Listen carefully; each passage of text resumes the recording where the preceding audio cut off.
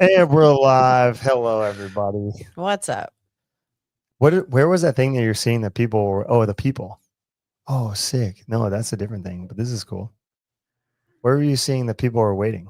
Like on like the little like private chat thing here, it was saying studio chat 4 people. Like, what does that mean? Oh, that that's means us. Dude, come on. What's up, guys? I figured out how the studio works. Oh, Ay, ay, ay. I thought that was people like waiting in the background. Just kidding. All right. So the other day, we were just talking about this in the back end. We started live. On the Dave Castro's Week in Review, and whether or not you watch that or you watch Sevon and Taylor Self resigning from the CrossFit Athlete Council, the CAC, for reasons we won't even talk about. Either way, Dave was saying that they want to fill the position. So I promptly, after watching that Week in Review that was posted 22 minutes ago. You mean 22 minutes after they posted it? Yeah, he posted 22 minutes, and I was like, I'm going to send an email. I sent an email, and then about basically like my resume over, and then he sent me to Becky, who is going to help me out. Maybe I'll get on the CrossFit Athlete Council as a coach. We'll see. Do some good, so I don't have to rant on here anymore. I could just. I mean, you'll still rant, but no, you can't. But at least you'll have like some authority and power to do something. No, they won't, because Taylor got kicked off because he ranted too much. No. That's the problem. Nobody listens to this podcast. That's okay. Oh man, that's good. Just kidding. But yeah, we'll see what happens with that. That'd be kind of cool. I don't know. The first time through, Marissa told me I should apply, and I just was like, I don't know. And then I don't know. It's calling my name. We'll see. See what happens of it. It's kind of cool. If you guys are watching, come in the chat. Say what's up. We got 3 people. Hi, 3 people. Because it says open mic, we should change it. What do you get? We're going to talk about the Monster Games workouts. Hello, Renata. I'll break those down. Shout out to our athletes, Celine, Bill, Brittany, and Emmanuel, all competing this weekend. Celine, Brittany, and Bill are all coached by Harley. I coach Emmanuel. It's going to be good. The workouts look good. Let's bring them up, Soph. Let's bring them up. And then we'll go over some other stuff. You guys hear anything about anything? Anything about anything? Workouts? How do you guys like the well, she brings up the Monster Game workouts. How do you guys like the workout videos? We'll talk about that after, about the CrossFit Games ones and Dave Castro. All right, event one. We're gonna go swim, climb, 50-meter swim. Down and back to a 4-3 rope climb. If you guys saw the little video, it's actually on the Instagram. There they have like a rope hanging into the pool, which is kind of neat. Never seen that before. I like it. The rope's not very high. So they're gonna swim to the end of the pool and then they're gonna climb out of the rope. Yeah, it's kind of cool. It's kind of neat. 4 rope climbs for the men, 3 for the ladies. 100-meter swim, down, back, 3, down, back, 2, 1, and then down and back. You're looking at 300 meters of swimming. What's the time cap? 8 minutes. 8 minutes. That's really interesting because they had 7 minutes of max meters for the Masters at Legends last year in the pool, and the average was about 300 meters. So to do 4-3-2-1 of the, or 4-3-2 for men, 3-2-1 of the rope climb series ladies with an extra minute. I mean, I could see that. The rope, if Sophia can find it, pull it up. It's like in one of their other posts further down. That's gonna be really tricky. Scroll. I feel like those ropes are gonna get slippy. You'll see them in the pool. Scroll. Oh man, they posted a lot. Scroll. They released this way back then, I guess. Scroll. Oh yeah, go to the water one. See if it's that one. Nope. Shooting guns. All right. Get out of there. Scroll. All right, go to that swim one. Go to that swim one. Come up. Yep, that one. Nope. Oh man, there was a video. Oh well. Anyways, it shows them in the water and then they climb up the little rope. But yeah, what do you guys think? That time cap tight or no? Yeah. I mean, considering they only did 300 meters, the top athletes did 300 meters in 7 minutes. I feel like that's going to be very tight for most athletes.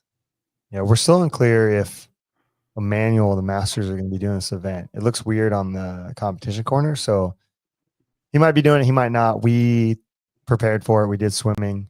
Kept his volume around 300 meters. Mhm. Basically, this workout, when it got teased, they told you the distance, Mm-hmm. not necessarily the other stuff, and just kind of showed the people climbing out of the water.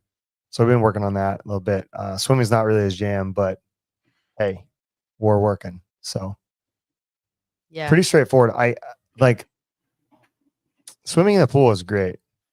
Recently I was watching Nick Bear, and they at Lifetime Fitnesses, one in Austin, I guess it's the only one in the nation.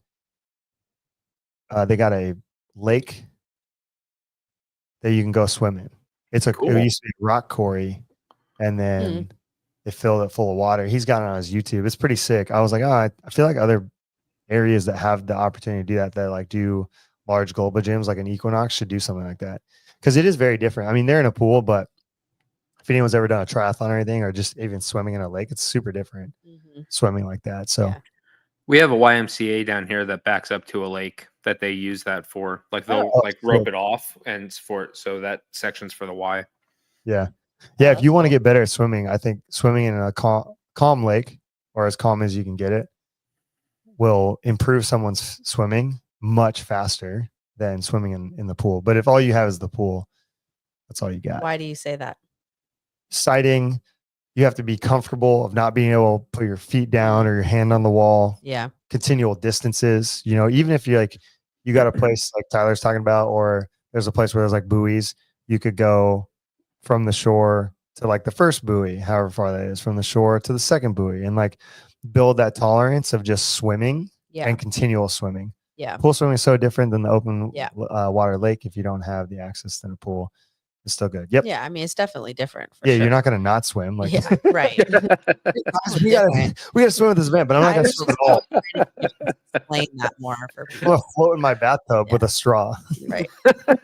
When I look at this workout, I mean, I think one, it's like really cool that the ropes are going to be like kind of sitting on the edge and they have to climb up that. I think that's kind of cool. But then I also think about you're like wearing a swimsuit and it's like slippy, and like I just feel like people are going to rope burn. Well, the down rope those only ropes, looks about a like, body length, like in the videos. That's what I was hoping if Sophia could find it on there. But like it's about a body length from the demo athlete that did it.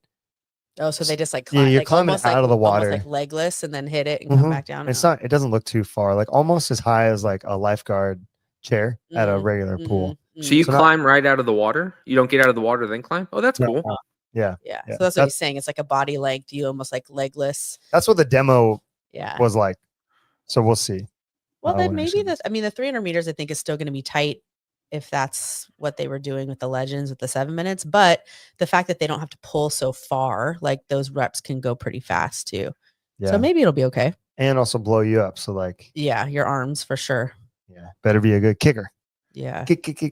Anyways, yeah, just the tips there. I mean, if you guys are looking at swimming, or whether you're doing triathlons or you're training for CrossFit swimming, I think finding a lake or something like Tyler talked about, or what Nick Bear has in Austin is cool. And just having somebody out there on a paddle board, or it's different. Can make you a better swimmer. There's also a lot of fear too, depending on the lake that you're in. If you can't see, a lot of people freak out when it's like that murky and you can only see like 3 inches in front of you. Because the monsters in the water will get you. That's what's scary. Yeah. Well, I think even just Nessie. I'm surprised with I'm assuming this isn't CrossFit sanctioned, no? Or is it? No. Okay. So like them doing it in a pool, one, they control it a lot better. I feel like this might be one of the first ones that I've seen that they've done swimming since last year, right? No. No, there's been more. Yeah, the actual no. When did Meg swim? That was before it, right? That was NCC, I thought. Yeah, so it was before it. Yeah, then. yeah. All right, never mind.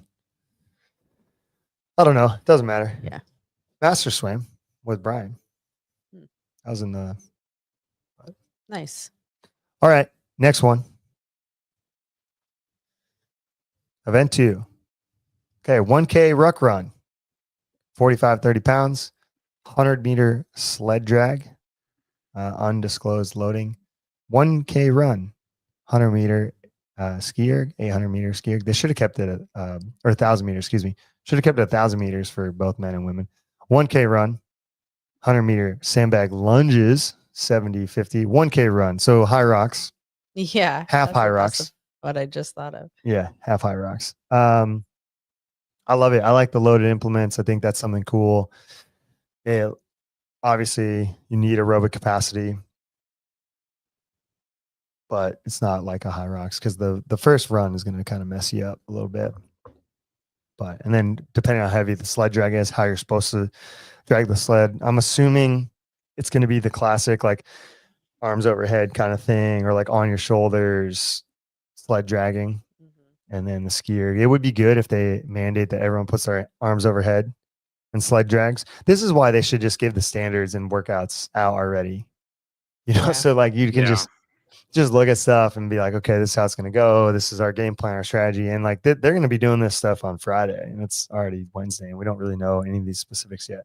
But yeah, anyways, arms out would be great if they mandate that, because it would make it tough on the skier. And I like that. And then, you know, you're already trashed from Swimming 3K of running. Well, yeah, the swim and the rope climbs, and then 3K of running, and then you got to do sandbag lunges, and then finish off with a 1K. It's for time though. It looks like no I- time cap. That's what I was just gonna say. I'm sure there probably is one. Who knows? Cross rocks, Tristan says. Cross rocks. Solid. Funny. Yeah, I mean, you know what's really cool about these first two events, and like if you're gonna play the game in CrossFit at any of these, I would say mid to high level competitions, you got to be training. Yeah. You know, you're running. You got to be training this kind of stuff. That is long distances, heavy loads to variations, but you can pick out your weakness. I mean, if you like looking at this workout for people for training, it's like most people just need to train their running and not really worry about those other things, because their running is so bad that it doesn't even matter how those other things go if you can't run Right. like a sub 4 minute 1K. You know, for men and women, like, you know, sub 4:30. I mean, I would argue women could also run the 4 minute 1K at that effort and have some energy to put into the other stuff, and then get out and run and hold that 4 minute 1K pace. But that's what I would do with most people. If you're trying to train, you got to look at this stuff and decode it. Because like you're going to get strength work in your back squats. You might be doing sled drags or sled pushes. You know, the sandbag lunges are the same thing as lunges with dumbbells and kettlebells, or box step overs, wall balls. You're getting all that leg endurance and leg strength there. And then ski erg, not typically used very much by people, but it's something that you could do in warm-ups, get some easy time on the machines there, get a little more powerful. It's super helpful when you're trying to work on like gymnastics endurance as drop set style stuff. Like you could do ring muscle ups or rope climbs into a drop set of ski erg, or you could even do like muscle ups or rope climbs into some type of banded movement for high volume into easy ski into rest and recovery, and build that tolerance there, and it would improve your ski erg. Or you could just ski erg and improve that. Not much carryover though. Yeah. Let's see. What does Tristan have to say? If all other things are equal, skill and strength, muscle endurance, the single best KPI for performance in CrossFit is running ability. Duh. Or too general of a statement. I would say Tristan's right. I mean, the 5K run is the most commonly programmed CrossFit workout, and it will stay that way because they continue to program it on .com, and it is the most programmed workout. And there aren't any other like multiple repeat workouts that they program often enough. And then when you see a lot of the CrossFit programming, a lot of it has running in it very, very often. And running, in Greg Glassman's opinion, and any of those who have done CrossFit for a long time and had neglected running and then start running, you arguably already notice the impact on all areas of fitness, from building up running economy, endurance, time, and just working on thresholds with heart rate data, or using lactic threshold testing and like building that run feeling. We were talking to Kathleen today about how like once, like even Heather's like, oh, I kind of enjoy running now, where she's like despise running and she's getting to that point where she really enjoys it. And like Kathleen's like, why? It's so fun. I love running. And it's like, well, you're a D1 runner. So yeah, it makes sense. But on top of that, like there is a click over. Like when you build that resilience, the tolerance, your aerobic capacity as an athlete, like, and that click over is going to happen in a different spot of your training for everybody. But like when you're out there running zone 2 at a 9:30 pace, just clicking miles off, and you can do like 6 miles in an hour is the example I told Heather. It's like, that feels good, like emotionally, mentally, you know. And I know like you hear a 9:30 pace, it's like, oh, that's slow. Like some purists out there be like, why aren't you running zone 2 at 7:12? Right. It's like, come on, man. I'm about 5 years from that. No, you're not. But that's what I mean. Like that feeling is where I think people fall generally. Most people I think can fall in that bucket when you can run like a 9:30-ish pace and click off those miles for an hour. You get that you're at a good footfall, you're a good cadence, good running position, good breathing mechanics. And you feel good about the session. And then you get that euphoric feeling, you feel in control. You're able to hold like a zone 3, you know, heart rate. It's not too terrible. Your body doesn't hurt while doing it. When you get to that phase of it, that's why people say they love running. Mm-hmm. So like to Tristan's point, I mean, you look at this workout, it's like, if you're a good runner, it doesn't really matter what those other movements are unless you're super weak. And then that's a whole nother conversation. Like we don't need to work on running if you're super weak. But if you're strong enough, you know, you got a pretty good back squat, male athlete. If a male athlete can back squat like 350 and a female athlete can back squat 225, still pretty on the low end. Whatever they put on that sled and those lunges, I mean, they're 70 and 50 pounds sandbags. Like you're going to be able to do no problem. Yeah. So now it comes down to what like Tristan was saying, why he brought it up about running. It's how much time have you spent running? How good are you running? How comfortable do you feel at running? And are you like specifically focusing on that, you know? And it's, I mean, we spent the last like 8 weeks building people's running and doing the same session with a volume progression of, we started at 4 rounds. We're at 8 now. We did 4, 6, 8. We're going to go 10 and then 12. And the variation is where we meet to run and how we run, you know, whether it's on gravel or paved or the track or a down and back or whatever courses that I'm trying to figure out to keep it fresh for you guys. But all of that is in the pursuit of making running easier on you and building in this idea of like, where's my heart rate? What's my cadence? What's my pace? And learning how hard is it now, Heather, that you're on whatever week we're on specifically, but if we're far down, how hard is it to like track those things? Like your pace, your heart rate, breathing, how you feel. Is it like super stressful? Not now, no. But in the beginning, it was kind of tough, right? Yeah. Because like we even had an athlete who was like, her GPS kind of wasn't working, and she was like, I just ran further than everybody else. I'm like, dude, just chill out, just run. Yeah. We got. Well, I feel like also when we started, right? We started with the 4, and you were just like, and granted, this was just for us to learn about ourselves and collect data, but it was just like, okay, just run and try to keep yourself in like zone 3. And then we would do that for a few weeks, and then it was kind of like, okay, well, now I want you to run harder and hit this pace, which would probably push you into 4, maybe even close to 5 sometimes. But it was just like you've taken these sessions, not only we've like the intention's been different. So the sessions have been the same, but sometimes it's like, okay, like run them a little slower and try to stay in this like lower heart rate. Or sometimes you're just like, send it, right? And it was like, I think the week when the games athletes were out here, it was like 6 sets and every single one was like a max effort set. And so I think like being able to play around with that as well is like, well, what are my controlled sessions sets look like? What do my like speed sets look like? And just being able to build that knowledge of ourselves. Yeah. So we have basically the periodization is a linear periodization of volume and then undulating periodization of intensities. And we build that out so that way we're hitting all the ranges of intensities for those runs to build a robustness of your running, which is what you would do as a runner. And because we do 1 session a week for most people, you're trying to do through a longer time frame, what you would do if you're a runner. If we were running, 5 days a week, you got 2 days that you can play with and 3 days where you're just doing mileage, nice and easy. Well, those 2 other days, like tempo running or threshold running, you're going to change that stimulus a little bit week to week to week. So it stays fresh. You stay fast. You don't get accommodated to it. And that's just how we're running that progression to build people. But it is interesting to see, like, as the weeks go on, how much better people are getting because of the learning and the process of learning that they're going through by focusing on the same session, the same effort, the same heart rate, your same thing, and like layering on little pieces that allow them to be more successful in approaching running, which I think makes it more fun for you guys for sure. Yeah. Well, I know. I mean, the session we did yesterday was the first week that we bumped it from 6 to 8. So we were like at 6 for the last 4 or 5 weeks. Yeah. And we just bumped it up to 8. And what was cool about it was, for me specifically, like, I know my splits were 30 to 35 seconds faster than when I first started, which was cool. And I was able to do that for 8 sets as opposed to 4.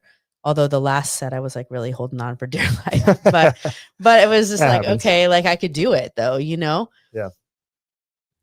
All right. That's how you would kind of train or look at this training for this workout. Like, if you see workouts like this in these mid to high level comps, you know, that's something you got to think about and take inventory for yourself as an athlete, and how you would build that, and talk to your coach about it. Or if you don't have a coach, get a coach. We're always accepting new athletes. And just think more critically about what the demand of the workout is, rather than just like what we hear constantly. Like, someone might do this workout at this competition and go back and be like, I got to really work on my ruck running. It was terrible. It's like, well, I mean, it was terrible because it's 45, 35 pounds. How was the other runs? Okay, let's evaluate those. Let's look at that, right? Was it the same? Like, someone will get hyper fixated on one thing, and it's like, it may not be that thing. It might just be the fact that, like, you can't even zone 2 at 7:12 pace for 45 minutes. Like Tristan can do that. I don't know. Tristan said zone 2, 7:12, or get the fuck out. Yeah. So I just brought up his pace. But that's like Kathleen though, you know? Yeah. All right, let's go to the next one. Kathleen's recovery is crazy. I dude. know. It was just dropping. It's like bloop, bloop, bloop, bloop, bloop. All right, this one I love. 3 rounds. We're going 25 toes to bar, 50-foot farmers carries, 25 chest to bar, 50-foot farmers carries. 3 rounds. 3 rounds. Yep. And 12-minute time cap. So the first thing I do, I look at when I'm like prepping somebody, or if, like, again, you're looking at this of like, how do I compete at these events? Or even how I qualify. Because sometimes if you train, well, if you've never qualified, don't train for the event, train for the qualifier. But if you've qualified to some events and your intention is, you know, that you can qualify, start training a little bit for the event. But you got to be certain that you can qualify. So there's like chicken egg, I guess, kind of thing there. So was CrossFit, I have to say. Sometimes that thing sucked because it was the first time doing that thing, and it sucked at. True, like crossover double unders, you know? Yeah. When I look at this workout, I think of the semifinal workout with the burpees and the toes to bar and the volume. Yeah. Whew, like, that's what I'm saying. It looks like, what, 150 gymnastics reps in there? Yep. Yeah. And so, like, that's something we do really well in our coaching staff, is like, yes, there's a difference between toe to bar and chest to bar, sure. But it's 150 hanging gymnastics movements, right? So, like, what would be hilarious to test yourself on is, could you even do 25 kip swings without coming off the bar, and then go carry the dumb? Not saying this would be somebody who's not, like, who wants to compete and is just like trying things out and trying to figure out if they even have like the stamina and the resiliency to even do these workouts. It's like, do this workout with 25 kips and then hold the farmers carries for 20 seconds, do 25 kips, hold the farmers carries, and just like ask yourself how you feel before you start like trying to rip. Point. Even like a grip thing, right? So you got 150 hanging gymnastics into just carries. So you're just holding for 18 minutes. 12 minutes. Is it 18? Well, cap is 18. Oh, no, maybe 12. It's 12. It's 12 minutes. You got to zoom in. I'm blind. It's okay. Yeah, 12 minutes. You got me off guard. I was like, 18. I thought it was 12. Sorry, 12. Yeah. And so I look at this, like, obviously the way you get through a workout is you got to create a strategy. If you're just a gymnastics wizard, sure, you might go 25, but I highly doubt that in all 3 rounds. Like yes, there are people out there, but for monster games and the level of competition that's going to be out there, you're not going to do, most people are not going to go 25 unbroken CrossFit. Could someone do 25 reps, 50-foot jog, 25 reps, 50-foot jog, 3 rounds without exploding, and double it? Yeah, you could try that. That's a good way to break it down and test your abilities, and build progressions, right? So like that way your grip doesn't fatigue, and you could work on it. You could do biking in there too. But ultimately you're looking at hanging from the bar, the grip fatigue, and then the gymnastics resiliency of being able to do those reps. And as you get better, like good example, muscle endurance. I have an athlete right now, Meg, she tore her Achilles. We have her doing to sustain her muscle endurance for overhead pressing, like things like handstand walking, handstand push-ups, shoulders overhead, dumbbell workouts that have high volume reps. I have her just doing right now 20 unbroken at 35 pounds seated presses. And she's been able to do them, some of the sets. And we're doing 100 total reps in the volume. And then this week I gave her do 12.8. So cluster set of 12.8, because last week she just kind of broke them up willy-nilly, because she was just fatiguing, and that's fine. And that happens. Like sometimes you just go to failure and there's nothing you can do, and you're just trying to get through the reps and then get to your rest. So same thing is true here with the toes to bar, chest to bar. If you're trying to develop that, you start out and figure out, first of all, could you even do 25 toes to bar? When isolation, maybe start building that and get that better. Then move it to 30 toes to bar, move it to 40. If you can do 50 toes to bar unbroken in one single set, you got that baseline. You're pretty good to go, and just try to work on some other things there, right? With mixed characteristics of stuff, or like this farmer's carry that's going to grip fatigue, or do it with running, like CrossFit said, or jogging in what he said. And then 25 chest to bar, same thing, same approach there. Build it out. Can you do 25 chest to bar unbroken? That's a big ask. I mean, shit, I could do it, but Cody could do it. I was going to say you'd say that over the toes to bar than the chest to bar. What, chest to bar? I'm saying I would say you'd be able to do the 25 toes to bar unbroken before the chest to bar. Oh, 100%. 100%. Yeah. I just saying in general, like, getting your maximum rep set up first, and then building these cluster sets to get to this 25. And like, when you look at it, like most CrossFit workouts are going to be 3 rounds, 5 rounds for time, something like this. And you're going to do 15 to 30 reps typically, my hamstrings stink. Chest to bars all day. My hamstring is broken. So I feel you on that, dog. Single leg toe to bar, does that count? I wish. Yeah, that'd be hilarious. Like, your other foot didn't touch the bar. Yeah, I know it doesn't go. Is there adaptive? Like they're not even alternating. It's just one leg. Yeah, that's what I mean. Just one leg the whole time. Does that count? I might start doing workouts. No, because the standard is both feet have to touch the. Yeah, but I'm injured. Well, okay. Anyways, you wouldn't do this. Back to it. Back to how you would break down this workout and build progressions. And I did say which toes. And how you would just get better at this, right? And obviously, like I said, like there's a human in the world. Actually, it's 2 of these 35, 39-year-old females that like were really impressed. One of them is Caroline Prevost, who's going to the CrossFit Games as a individual and a masters. And in the workout that Heather brought up that had the toes to bar burpees, handstand walking, for the semifinals, in affiliate semifinals for them, you watch her video online and she went unbroken on the toes to bar the whole time for that number of reps. And I think it was 30, right? Yeah. And it's impressive, and that's the capacity that gets built. So like, it's not unheard of or uncommon for me to be like, yeah, you got to do those. And like people say, hey, give me the intention of like, or like, give me a goal. Give me a goal. I'm like, do you really want to know this goal right now? Like, because unbroken. Right. Because if somebody was like, hey, I want to win this workout or whatever, like not even win the workout. They don't know. That's just in their training. And it's like they're getting the conditioning and the goal is to do high volume, high density of gymnastics. And they're like, give me a goal. I really like it when you give me goals. I'll be like, cool. Every round, toe to bar unbroken, run the dumbbells, and 2 sets only on the chest to bar for 3 rounds. You're not going to want to hear that. Right. That shows up in your program. You're like, yeah, F you, bro. I need a new coach right now. How-wise. I think she may have done the pull-ups unbroken in that workout as well. Yeah, possibly. It's on mine. I forget. I was just really mesmerized by the fact that like there was somebody or 2 people going, I forget what the other girl's name is now, but doing I thought there was like that one girl in the. Yeah, she's at the top. Yeah. 35, 39. Oh, Yeah. yeah. I was thinking she was in the 40, but you Might could be right. maybe. I Yeah. don't know. Either way, there's some beasts out there that just like Yeah. crush it. Yeah. So yeah.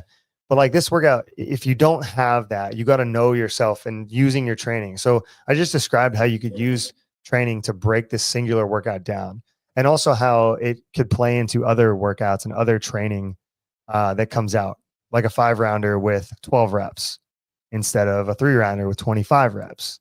You know, if you train for the test, you're going to be confined by the test and in trouble. And I think there are a lot of people who train for the test still. I think that's less and less over time now. But if you train for the characteristics, you're going to get better on that thing, the way we described it. Yeah, Carolina is a grip and deadlift monster. She is. Yeah, you should see some of her rogue challenges. All right, event 4. Let's break it down on how you can get better at it, what it is. Taking a different approach today. Normally we break down like who's going to do what, how fast, and it's like the Hepner, huh? The Hepner, the hip herd. All right, every 5 minutes for 3 sets, even though it says 15 minutes. No rest. The classic workout that goes do something, and then max burpee box jump overs. We've seen that a lot recently. Saw it at TFX 2023, ring muscle ups, pistols, and burpee box jump overs. What else? What other max? What was that one qualifier that Meg did where it was like she like wanted to take a round off or something, and then what was it? Oh, he had toes to bar and rowing. Yeah. And some other like she was thing. like afraid she wasn't going to make it or something. Yeah. And it was like, yeah, because you don't get any reps. Yeah. If you don't do the number of toes to the Yeah. bar, it didn't count or whatever. But was that for No, crash or what was that for?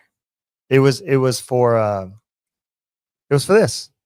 Oh, It was for Monster Games. Oh, was it? Yeah, because her and Celine were doing Oh. team. Oh, that's Yeah. right. Yeah. Okay. Oh, that's good. That's a good play on their qualifier into their event. I like Yeah. this. 30, 24 cal row. Pretty straightforward. Got to be good at rowing. Practice your rowing. You should be rowing. You know, it's an easy trick. And I was telling our members, like, if you want to get better at rowing, because someone was asking me, I was like, well, I mean, because we're doing the rowing progression with the 500 meters and like building that threshold to try and push people's power rowing out a little bit.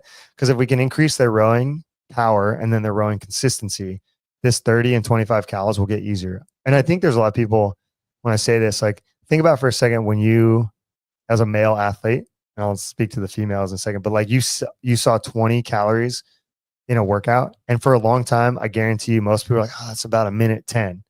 And then you got fitter and it's about 50 seconds. Now it's like sub-minute. Yeah. You know, and so same thing for females, like 16, 18 calories, if you get it scaled down. Same thing, you know, before you'd be like, oh man, 15 calories is so hard in a minute. And then like all of a sudden you're like, yeah, 50 seconds, no big deal, right? Yeah. And that's because you raise your threshold just most of the time just through exposure of rowing.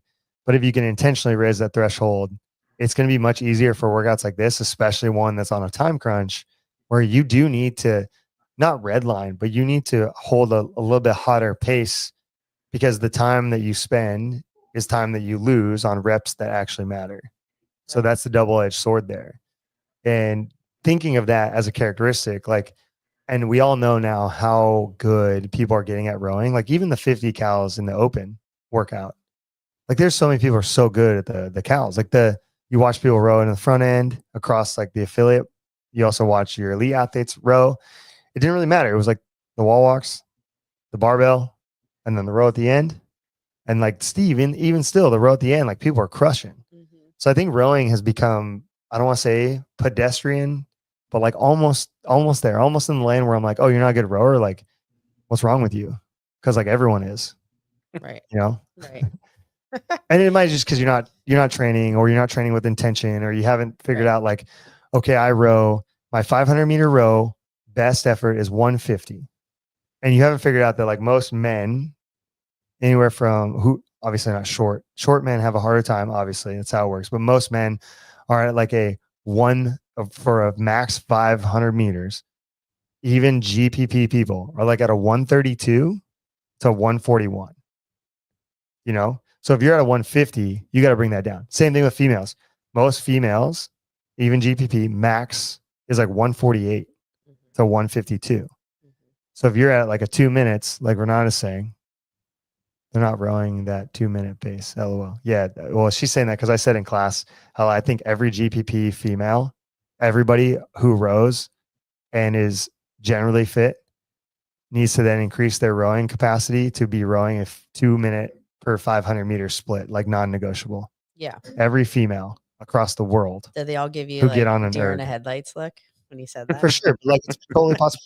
It's very achievable. It's not for sure. it's only not achievable because people don't try and they don't Right. focus They're not on training for it. that. Yeah, they don't think about yeah, it. Yeah. And they're not like, Well, it's like, I mean, not to give all your secrets away from like classes, but you had them like rode that 500 as a test. And then you've been telling them the last 2 weeks of like when you put rowing and workouts, it's like, okay, we'll figure out what 70% of that is. And that should be roughly like your max sustainable or max recoverable pace. And people are looking at those numbers and they're just like telling me, no way, Heather, no way. And I'm like, Yeah. okay, well, that's okay. Like you might be at 60%, but understand that the goal is to tick yourself towards that 70% and whatever that number is. And so it's like, I think giving them that actual like tangible metric and allowing them to see that. Cause like you said, I think a lot of times they just come in class, not everybody, but they come in and they're just like, oh, okay, I'm just rowing and whatever's happening. not everyone. You mean everyone? Yeah. Well, people who like understand, right? And they're like, one out of how many? That's true. Well, No, like, I don't want to be negative, but Yeah. there's a lot of people, and I said it today, and Andrew, one of our members, reposted me about this, and I said in class, and I didn't even realize that I really said it. It only got brought to my attention because it rung a bell with him, and he posted my quote on Instagram, and I was saying to a class, I was like, you can either lay bricks or get sweaty. Those are your only options right now, and that's true with anything, not just CrossFit. CrossFit's a proxy for this idea. Like you can go into things in life and you can either lay bricks and get better and build your house, or you can just like, fuck, whatever, I'm here getting DFD effort, you know? Required amount of skill and decent at rowing is low. Yep. Saying I'm not good at rowing is kind of a cop out. Yeah. I mean, you can get any new person to get on an erg, teach them some things, 5, 10, 15 minutes of work, and they look like a collegiate rower. Their output is not that of a collegiate rower, but I could get you to row like a collegiate rower in 5 to 15 minutes. People don't want to take the time though. You are taking the time, Renata. Hold on, bring up Renata's comment. Bro, you are taking the time. I think she's insinuating that she does, but not very many people do. Yeah, but I'm saying they are. No, like you as in the everybody. You're coming into a class. You are, or you're doing your training that's written by your one-on-one coach. You're already taking the time. Yeah. The time is already taken. You might as well. Right. Like what the F? Right. That's why. Let's change that language. Let's all do it together. One united front. Yeah. I think you're already in the gym is the point he's making. You're already in class. So just do it right. Yeah. Like I said, you could either lay bricks or you can get sweaty. Right. And then everybody looks at everybody and they're like, I don't want to just get sweaty. He just called me out. Oh man. Get it together, Renata. No, she's not together. She tries really hard. But yeah. Dude, it's crazy though. It's crazy. Yeah. Anyways, Nate, tell them to hold the 2K pace for 140 for 20 seconds C2 workout. See how that goes. People did. I'm not sure what you're saying here. Tell them to hold their 2K pace for the minute 40, 20-second rest is what I think he's saying. C2 workout. Yeah, it's the programmed one. Yeah. Programmed one that Matt Frazier made super popular, acting like he fucking created it. But it's pre-programmed by Concept 2. Get out of here with this. I don't even want to talk about it. Triggered me. He did a whole YouTube video on it. It was like, this is my metric that I use to see if I'm ready for the games. Yeah. Also, a pre-programmed workout that Concept 2 created. You're now going to try and ride the coattails on? Dude, the Concept 2 guys should have came out and been like, yo, bro. Yeah, I'm not Matt Frazier. This is the fish game. Yeah, so I do the fish game to get ready. That's a good one. That's a good one. That's crazy. But yeah, I mean, that's a good workout. That's a very good workout. But it's still funny that's how that played out. Like that story, like Matt created that story. Yeah. And then it's like, dude, that workout's in the monitor. Like what? That's strange. Very strange. Anyways. Yeah. So rowing, work on it. Like CrossFat said, it's easy to do. We'll work on it. And you do in this type of rowing, when we look at low calories of rowing, the best thing to do is increase your threshold, your ceiling. You want to push your ceiling up hard because there's other stuff that's going to build a base. And then specifically for this type of workout, you need that sprint repeatability. So like you got to train that. You can't just, because like someone, I mean, this is only 3 rounds, which I'm kind of like, oh, that's like in my mind, I'm like, oh, that's chill. Like we could definitely do like 3 rounds. So why do you think that they wrote this erg into this burpee box instead of like an erg into To a sell dumbbell the of blue ergs that Oh, Jacob Hebner's okay. partnered with. Got it. Additionally, because they're using the ski. I don't know if 'Cause I they're just blue. feel like I it's saw funny the that they're ad. doing like erg into. Well, He you loves look that kind of stuff.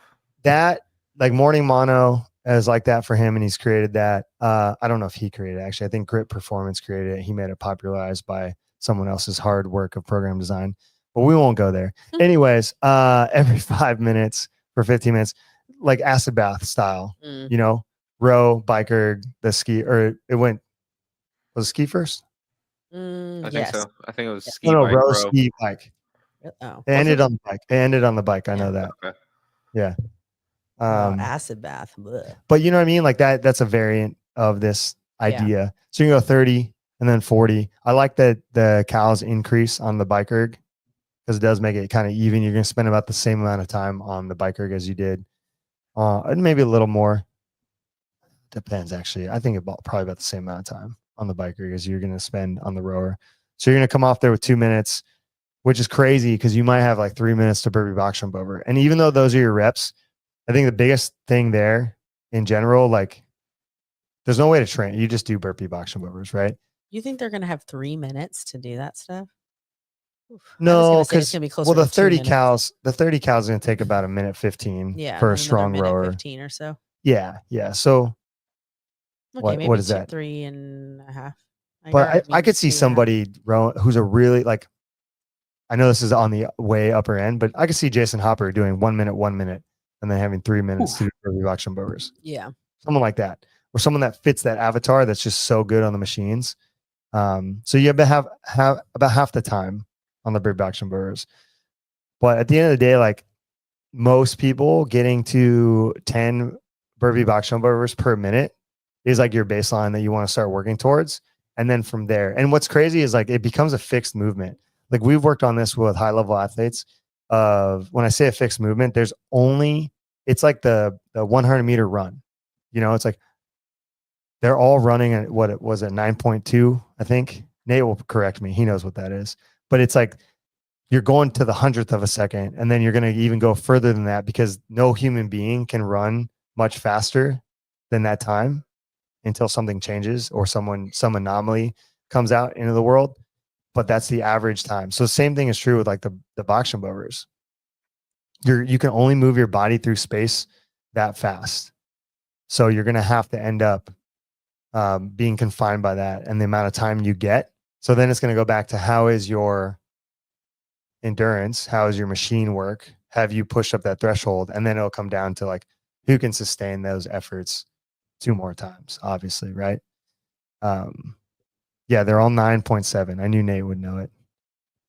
Yeah, and like no, someone might run a sub 9. I think that's like the big controversy. And you just got to get the right human. I'm sure somebody will do it. But at the end of the day, like they're going so close in speed, and that's where some of these movements in CrossFit have gotten to. So, except Hussein Bolt. Yeah. So yeah, I would, if I was like training again for these events, things like this, I think a lot of people don't do enough machine work, and doing different, when I say energy systems, like different or thresholds, whatever you want to call it. But like you don't do enough zone 2 to build a big enough base on the machines. And this would take up a ton of time, obviously, right? So like it's hard to figure out time allocation, how much you should be doing this, how much you should be doing that. And that's almost like more of what one-on-one programming is the value of, is like allocating those sessions appropriately to create balance. And like not even what, like I would say the most value, like number one value is like where are the sessions, are they balanced, where's the recovery from, and what you're doing. Like that's a huge value to one-on-one coaching for the individual. Because it's very rare that you're going to be on a blog program that creates that exact perfect balance of systems, strength, endurance, base, whatever for you. It's very rare. Mhm. Like you might fall into that category because you're an elite human and that's fine and that happens. But yeah, this ain't an hour a day build. No, it's definitely not CrossFit. It's not an hour a day build. But to get to Monster Games, it's going to take you like something like Monster Games. I'm going to argue it's going to take you anywhere from 90 minutes to 2.5 hours at this moment in time to compete at that level. And that's not something that like, that kind of sucks, but it's the athletes pushing this forward. You know, I made the joke about this with, who was I talking about? The Masters. I was talking about it with the 50-year-olds. I was like, we were laughing about it. I was like, listen, you don't want to like have this high expectation. You should text all your master friends who are 50 years old and tell everybody to just like sandbag this shit. Because like they're going to be giving you a heavier weights. Like, because sometimes people look at the Masters workouts and be like, this is like an individual indie workout. It's like, yeah, because you all are rising to the occasion. Just like stop doing that. Right. Text all your friends. Tell what's his name? Boulder athlete, Jason Grubb. Hey man, why don't you chill out? All right. We're tired of having to be this elite. So let's bring it down a notch. Right. We're like joking about it. We're laughing. That's not going to happen. But yeah, it does take a lot of time. And it's because there are people out there pushing the envelope. And then if you want to play, you gotta pay the price. So, and you never know, your genetics might be good enough that you could do it in an hour. Pay the price of 2.5 hours of training every day. Yeah. You gotta pay the man, like Josh Bridges. Yeah. Pay him. But yeah, there's there it is. Work on your rowing, bike erging. Next one. Event 5. Problems is masters are old, like Bill Grundler. Well, I think Bill Grundler's retired. Isn't he retired? I think so. He got too many penalties too often and just said, fuck it. He does get penalized in the open. It sucks. He's good. He's a phenomenal athlete. Pay him with iffy squat depth. Yep, that's true. And rad Hey, dude, rad shoes are the best. I'm actually a rad coach. I love them. I get a good discount. They're nice. They work well. You got new shoes coming out tomorrow? Yeah, new shoes are coming out tomorrow. Pick them up. I don't know. I know people don't like them, but they are like for other reasons, but they're great. I love wearing them. Yeah, event 5. 6-minute time cap. Right, like another machine. 20 and 2015 and then 15-10 and then 2015. So a little pyramid there of Echo Bike and thrusters. 10, 15, 10. But the pyramid's only on the bike, right? Then the thrusters are 5. No. Well, it's 5, 10. Oh, I'm Yeah, sorry. yeah. Okay. Yeah. Oh, I just meant like sorry. the top row is just for the Echo Bike cows. Yes. Yeah. You can do 10 thrusters, then 5 thrusters, then 10 thrusters. Yeah. Sorry, I said 15. It looked like 15 from where I'm sitting. But yeah, again, another machine, power output. I mean, this is just going to be terrible. Like this is just, Good luck. Yeah, you have to be just, you just have to be. You just have That's what's going to happen like for the next 6 minutes. You know what? Yeah, and here's what's good. Like they used to do, and they changed it because people fell off the bars. But they used to do Fran at your level 1, and then people fell off the bars, and they changed it to burpees over the bar. 3 rounds of 15 thrusters and bar facing burpees, I think. Mm-hmm. And the reason why they did that at level 1 was to teach people this thing and like indoctrinate you into CrossFit. Because realistically, if someone, I don't do this often because I don't do it to GPP at all. It would scare them away. I have in the past. That was a big mistake. Don't ever do this. If you're a new coach or you're starting a gym or you've been coaching for a good amount of time, but you're like, I really want to mess somebody up. Don't do that. I would put people on like the assault bike, Echo Bike, and like give them the 10-minute test, or I would do the lactic threshold test. Like Tyler, you gave somebody the lactic threshold test the other day, and I was like watching them do it. Yeah. And I was just laughing inside. But they want to compete in CrossFit. And that's one of those things where like you have, if you want to compete in CrossFit, you have to probably just do this first. Like this type of workout. 20 cow echo, 10 thrusters, 15 cal echo, 5 thrusters, 20 cal echo, 10 thrusters. And you want to go as hard and as fast as you can and implode and ride the lightning and just feel the burn, and get like that old school fire breather, let's go baby mentality. And then ask yourself if it's like, hey, this is something I want to do. Because more often than not, there are workouts that are going to be like this. Qualifiers, in-person workouts, final events at events. Let's see. Marissa says, I don't think you have to do this first.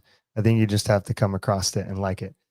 That's fair. That's fair. I meant in the coach's capacity. Like if you take somebody on and they're like, hey, I really want to compete in CrossFit. You're like, all right, here's the lactic threshold test.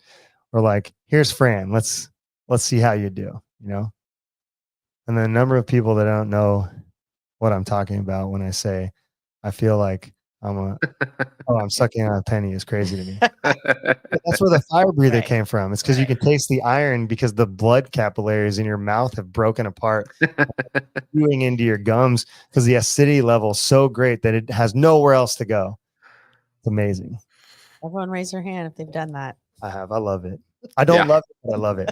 I love it when you can hang on to it and you feel successful in the workout. But dude, like when your teeth hurt and it's just like, oh my God. 17.1, which is also 21.1 dumbbell snatch and burpee box jump over. Bro, 16 minutes death or 15 minutes or whatever it was. Yeah. Or however long it took you. It took me 15 minutes, I think. Well, I think what's funny is like when those type of workouts come out and like you've experienced that before, it's like, for me anyways, the anxiety that happens before and the procrastination, because you just like know it's going to be bad, This one. How about just about every open workout ever? Yeah, when you're so good, that your only aim at the peak of your athletic performance is to try and beat Laura Horvath. Yes, Marissa, that statement. And you have beaten Laura Horvath in an open workout. A row thruster. Oh, dude. Oh my God. Yeah, the row thruster one. Dude, the worst. Yeah. I don't know. Is that one where it was pretty bad. How about the 27, 21, 15, 12, 9, 6, 3 bar facing thrusters, bar facing burpees? I think that one's worse. I think no, Heather, you should say that one's worse. Remember first thing we did? I'm yelling at you. You gotta go. Oh God! I think I cried. I think I literally cried after that workout because it hurt so bad. And I think it was like halfway through because I had just gone out way too hot, and I just like the last. No, you went out the right pace. No, I literally I think maybe I can count on my hands how many times I walked away from a workout like crying because it was so bad. There we go. And then I think I redid it and I started a little slower and I think I got like 3 minutes faster for sure. But it was bad. So bad. In OPEX, when you take your OPEX, this is the area of education where they talk about pain. Yeah. And it's a pain sport, and what's actually really interesting is that your ability to withstand pain is backed up by your aerobic capacity. So we've talked about a bunch of aerobic work and everything else.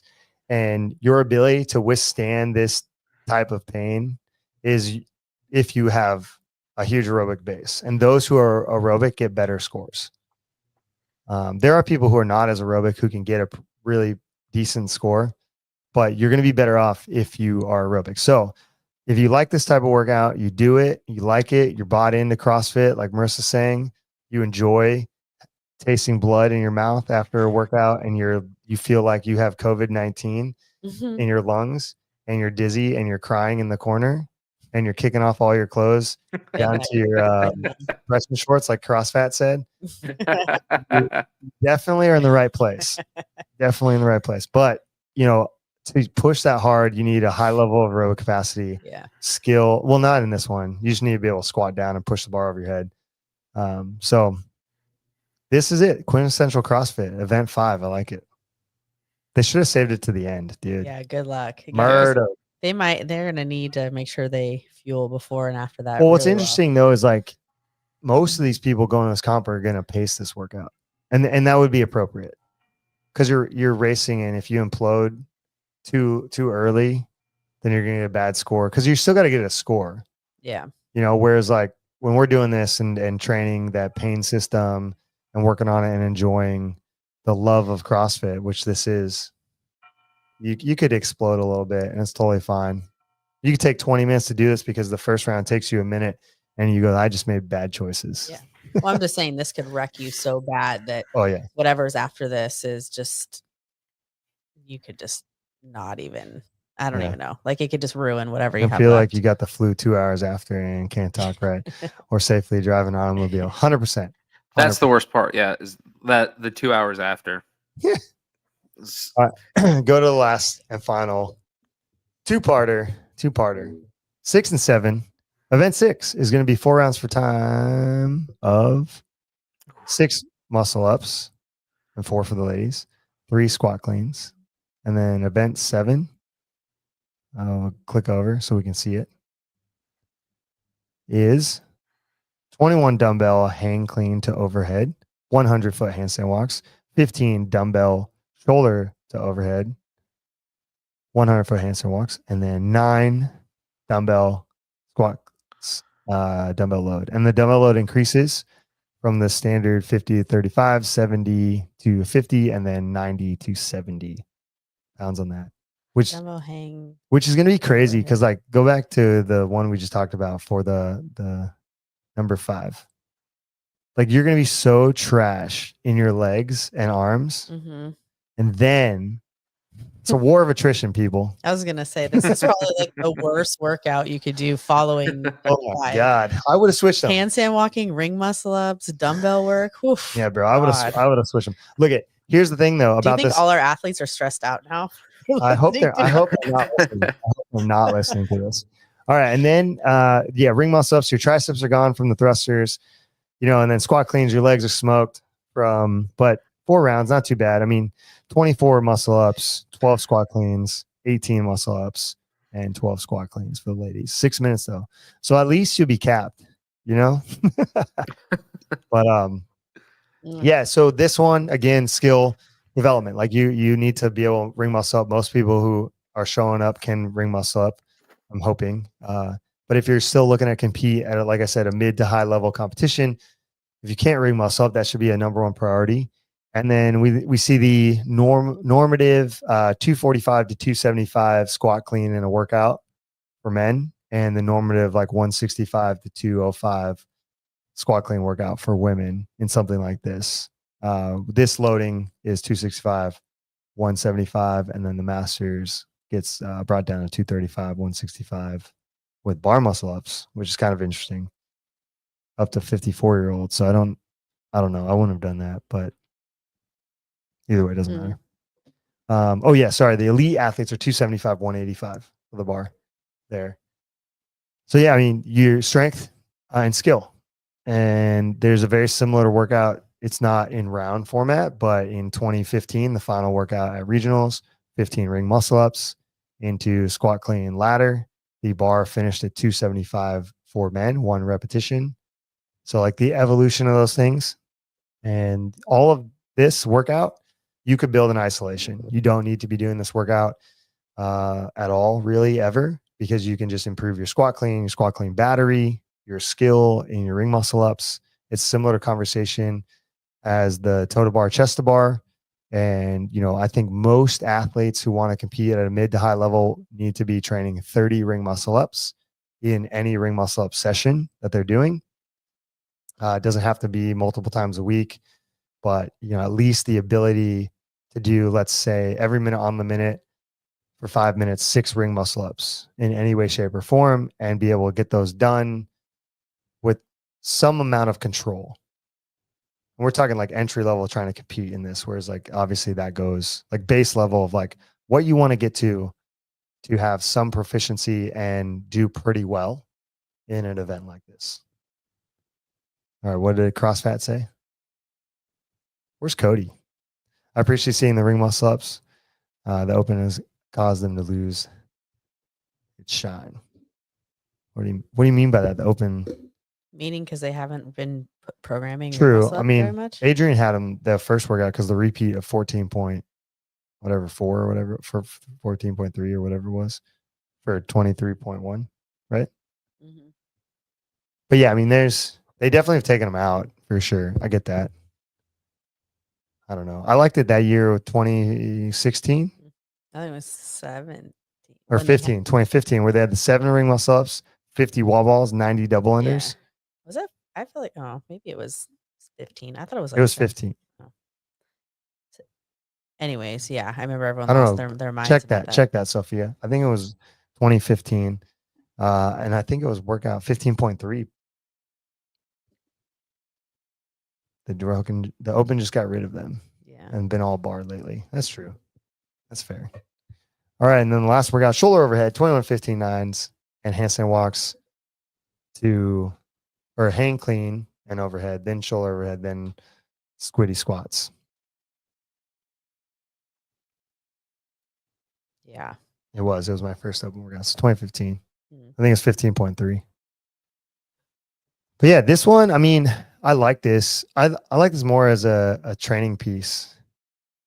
I think I know it's 20-59 and that's like battery work for a lot of things, but if you're training a lot with a barbell and dumbbells and sandbags, this workout shouldn't be challenging and it shouldn't be surprising.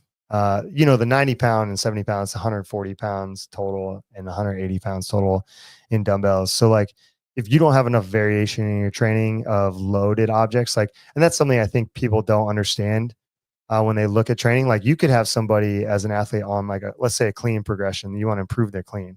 They could be doing cleans with a barbell one week.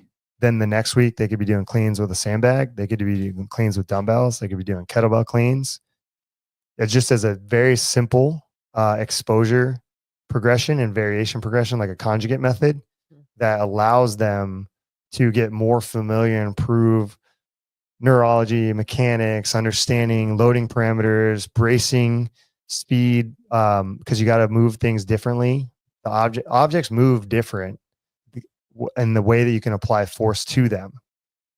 Mm-hmm. So by having that variability of force production, you're going to improve your barbell clean through that. That's why conjugate works really well in CrossFit. So sometimes it may not make sense to athletes why because I hear this sometimes a lot. I haven't really maxed out my clean. I don't know what I need to do. I don't know. I haven't touched it in a while. It's like, yeah, but we've done a clean battery. We've done a clean gauntlet. Then you've done sandbag cleans at 150 pounds. You've done double kettlebell cleans. We've tried to do it at 70s. We've done cyclist squats. We've done front squats. Did you do a med ball clean?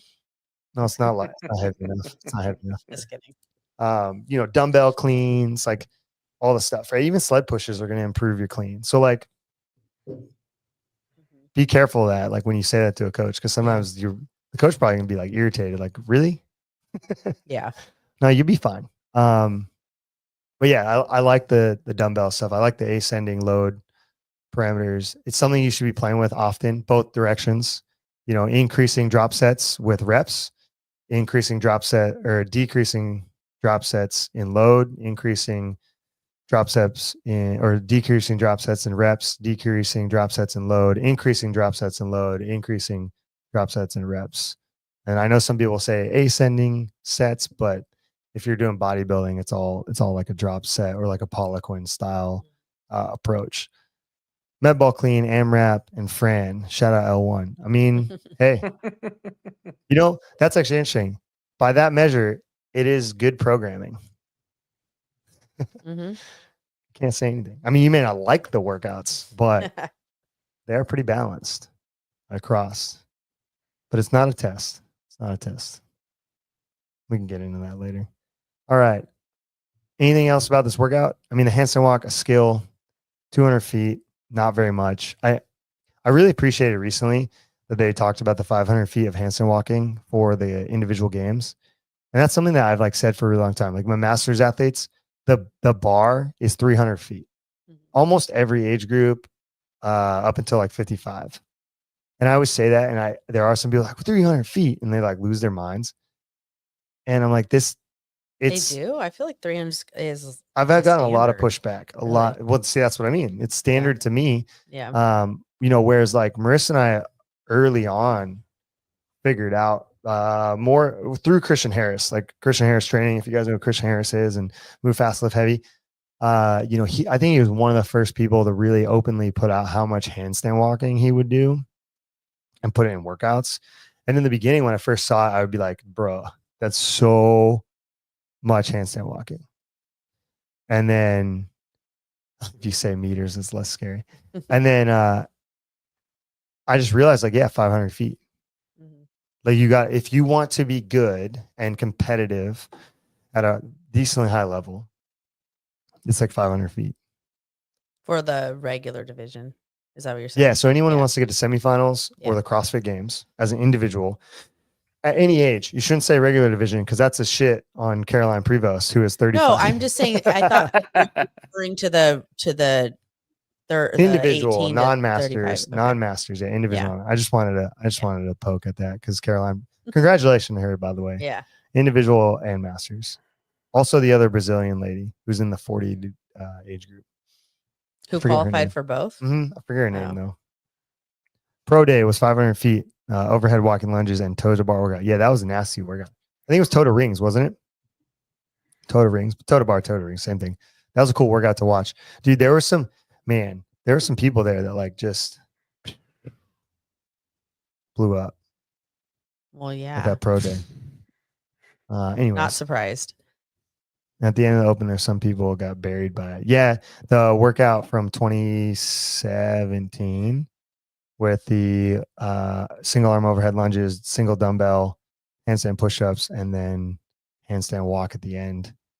I remember the Allison Scudds video where she like landed on her face because they allowed like the jumping the hands over the line. Mhm. And like in her final one, she like jumped her hands over and just like crashed on her face. But anyways, yeah. So like watching that video and Dave saying like, I don't think you've ever to Raphael Sanson, I don't think you've ever done 500 feet of handstand walking in a workout. And I kind of am on the Taylor Self train of like, what are you talking about? Like that's it is tough. I really appreciate those videos and they should continue to do those. Those were so sick and really cool. But some of it, I was like, man, they don't really know. Like, I don't think and it's Dave doing it, but that window, and maybe it was just that window and those pieces of information, but I was just like, they have no real rhyme or reason to any of this stuff. Like as programmers? Like, what do you mean? Well, most of the rhyme and reason is to fit it in time domain so it fits for the show. Sure. And then on the workout floor, and it makes sense and it gives a good visible show, which is great. I'm glad they're doing that. But like as far as like the test of fitness, like that was like showing them like they're not really testing anything. They're just trying to make sure because like they're caring more about the setup in the show than the 100%. You got to watch all those. Yeah. Sounds like you didn't watch them. You watch well, no, I'm just asking if that's what you're getting at. Yeah. So you watch them and like the run, deadlift, handstand walk workout that has the 500 feet. Originally that workout, and they say it in the show, that workout was deadlift and handstand walk. And Dave added the run because just the deadlift and handstand walk was too short of a time domain. Mm. So they added the 300-meter run to increase the time because they wanted a longer test. So that, that just is like, it's kind of hard for me because, everyone runs around going, the test of fitness. It's the test of fitness. We got to make sure we have a good test of fitness. Was it the well-roundedness and test of fitness that we were looking for? And I think just generally the fact that you do the open, you do semifinals, whether it's in person or online, and you do the last chance qualifier, and then you show up at the CrossFit Games. I think the totality of all that, because it is testing broad times, multiple domains, and this thing of CrossFit, you are the fittest on earth for that year in those tests. But I just don't know if it really is like based on that. I'm just like, you're not, I don't know. Maybe I need to see more of these videos and more of these clips. But to me, right now, that window made me feel like it's not a test of fitness. It's just like some workouts that people are doing. Yeah. Did Dave tell us for years how he cared more about the test than the show? That's true. Or is he just using the word the test because they've copywritten test of fitness. So that's the first thing. Maybe it's like a selling point. But yeah, in his constructing the games though, in the book, he does talk about how he cares about the test, and the show. And actually, arguably, fun fact, Tony Budding was the person who originally built up the reps on the floor and the lanes and everything from 2010 to 2011. Tony Budding spearheaded all of that work. The guy who created Grid, also fun fact. Name the WODs again. Yeah. Yeah, name the workouts. I actually like that instead of E1, E2, and who knows. But what was the other one you pulled up there? On one hand, the videos are amazing. On one hand, the video is amazing, but it's like the Giants on the hand knocks On the Hard Knocks. or on Hard Knocks talking about how bad it would be to lose. Saquon Barkley. Yeah, the Super Bowl. And then the other one is it's basically Dave watching it, making a decision, and then confirming was going hard in the workout. Neat. Yeah, hard, neat. Yeah, that's true. I mean, yeah, but it does give you insight to, you know, if you continue to program and coach and help people, like you're gonna see couplets, triplets, chippers, right? And you're not gonna get all this crazy variance, which leads me to another thing of like even looking at these workouts and looking at the games workouts, like we don't need this idea of unknown and unknowable. You could release the workouts ahead of time. It's totally fine. These people have already qualified. Like these people for Monster Games, you could have told all of these people, it's a level playing field. You've told all these people, hey, you've qualified, you've paid your money, we've got everybody in. And you could go ahead and release the workouts once that window is closed and everyone's paid and you got the leaderboard set.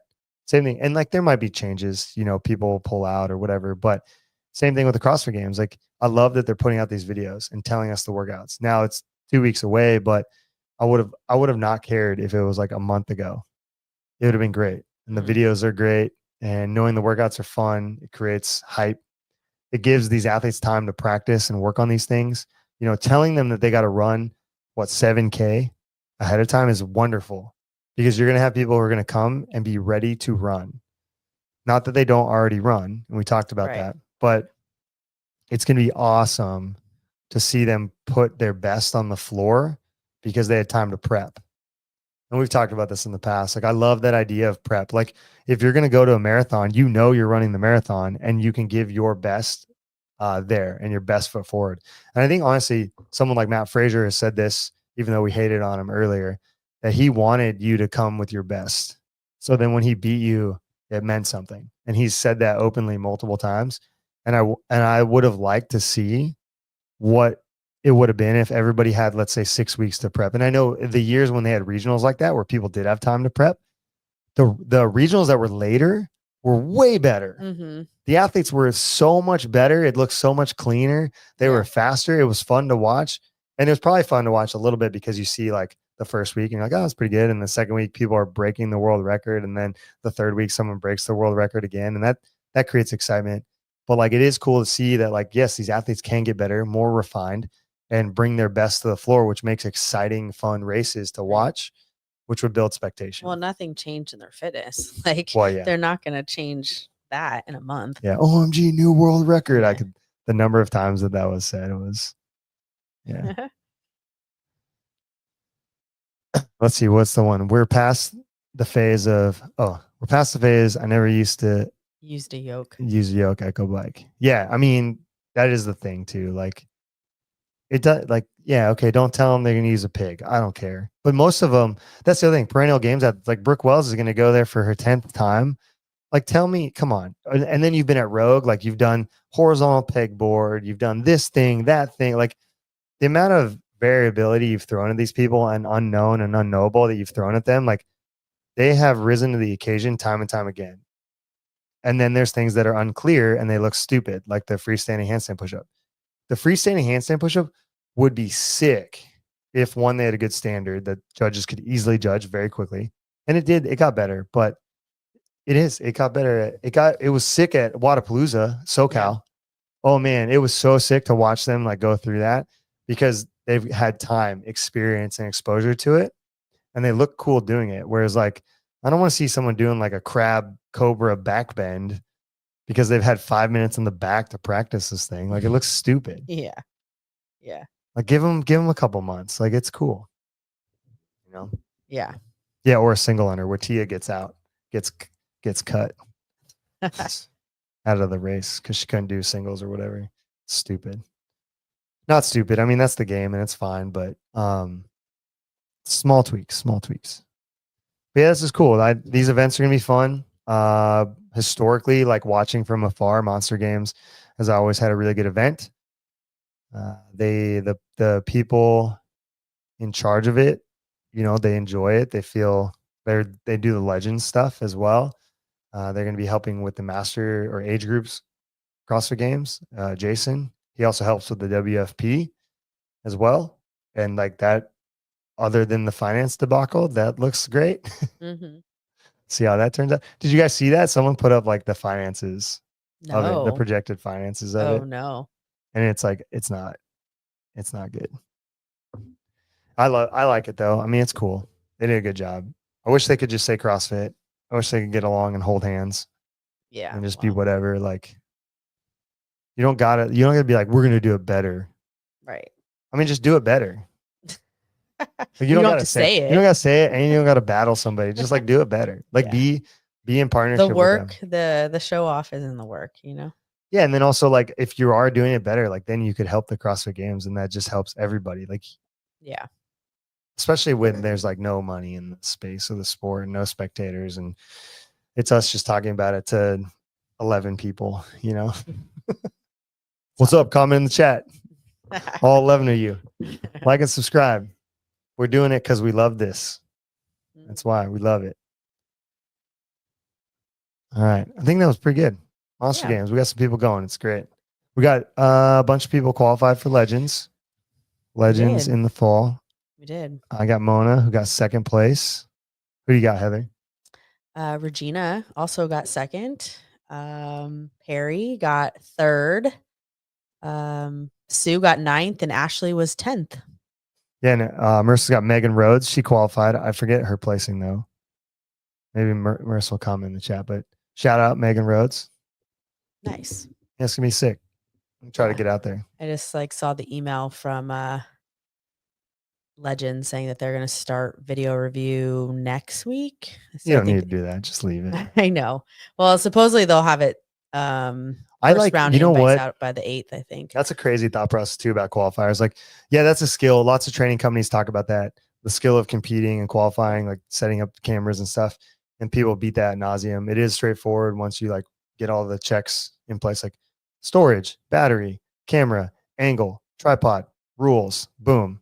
Pretty simple. Not easy to execute, clearly. Some people still have a hard time. It's wild. But outside of that, like I used to be like, yeah, put the videos up. People are cheating. Da, da, da, da. And I think the more I've worked with higher level people, not many people are cheating at that level. Especially now with like how many people are getting popped for drugs. You get put on blast because of Hiller. Like there's a lot of people doing the right thing. And before you had the external factors that are pushing you into doing the right thing, a lot of people are always doing the right thing. But I used to be like, oh yeah, this person, that, and I used to think that. And then over time, I'm like, no. People are just that fit. It's sus when athletes can post in 8K, but they film qualifiers on potatoes. That is true. That is sus. Hey, you got, yeah, that's wild. Like, what happened to your phone, dude? Right. Nah, it's whatever though. I mean, 99% of the people, if you just had them come in and compete, you're going to get what you got. There's going to be the few. Yeah. And they'll get last place and like, good for them. You showed up, you cheated to get there. Big deal. But I would like town shaming. I mean, 100%. Like KO Layman style, like just come. All right, we know you. We know what you did. Yeah. Come out here. Yeah, there are repeat offenders though, and they should be caught. And if they're caught, they should be handled with, and then hopefully they won't. I think you should get a 2-year ban. I think so too. Yeah. 2 years, like you didn't follow the rules, you're cheating. It's just I think it's just disrespectful Yeah, to the 100%. sport and all the athletes that put in the training to get there. Yeah, but generally, like I think, I don't know, video reviews, whatever. Just move on. You'll find out when they get there. I think though, if you don't do it, then over time, yeah, you're gonna have a lot of people cheating because they're like, this comp doesn't video review, and then you'll just do those ones. Yes, Trevor Bachmeyer, dude. Okay, CrossFat has been in CrossFit for a long time. We're gonna find out who this person is. I think everybody wants to know who CrossFat is. But we know that he knows who Trevor Bachmeyer is. So you got to have been around at least 2014. At least. First offense, all future vids have to be public. Second offense, 2-year ban. Yeah, that's cool. I'll bring it to the CAC when I get on there. Great ideas. All right, guys. Good show today. We got athletes competing. We got more athletes competing. CrossFit Games are coming. Masters, age group, teens coming. More stuff. If you guys have any ideas to talk about things, if you like this approach on the breakdown of the workouts and like how you could get better at these types of workouts, instead of us just being like, that's going to take you 5 minutes. That's going to take you blah, blah, blah, which is great. I just think it gets done a lot and tried something new today. If you liked it, give us a thumbs up. If you don't like us, don't click the thumbs down because we're a small channel and YouTube algorithm. It's not nice. And then I'm old. L1, remember? Good luck, y'all. Thank you. Thank you, CrossFat. Like and subscribe. Share with somebody you think would get a lot of value out of this. And make sure when you share it, you give them context to why you're sharing it for them. Don't just send them a thing, Be like, hey, watch this YouTube video. I think you can gain a lot of knowledge about how to build progressions to compete in mid to high level sports. And they use the example of the Monster Games. It's a great episode. Enjoy.